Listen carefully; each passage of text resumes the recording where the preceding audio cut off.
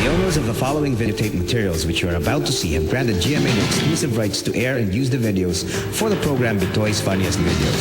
GMA owns the broadcast rights to these videos worldwide and in perpetuity. Alam mo dear, ngayong kasal na tayo, pinapangako ko aalagaan kita at iingatan. Wala kang dapat ikatakot. Ako ang lalaking magtatanggol sa'yo. At ano ba yan? Nakakagulat naman! Nakakaloka! Makatakin ako sa puso! My God! My dear super! Mga kapuso, narito po ang huling ulat. Isang mahiwagang sakit ang kumakalat ngayon sa Metro Manila. Ang tawag daw po sa sakit na ito ay pisong pangit. Dahil daw sa Marian ay ginakalat ni Diego. Napag-alaman na kapag nalagyan ka raw ng pisong ito sa noo, ay papangit ka, gaya ng batang ito. Pasok! Anak, huwag mo na paglaruan niyang plastic. Matigas yan eh. Maglaro ka na lang ng malambot.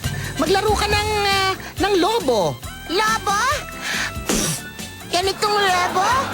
Nakita nyo, 1, 2, 3 lang yan. Mga nandito sa studio, kayo naman ang pipili kung sino sa kanila mananalong first, second, and third prize. Hawakan ng mga keypads. You may start voting now!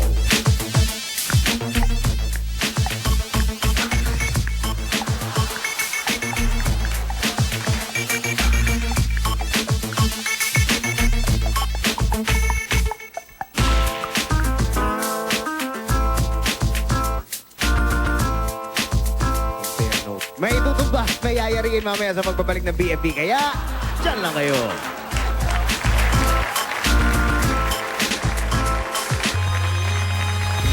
Ayun oh, kita-kita ako.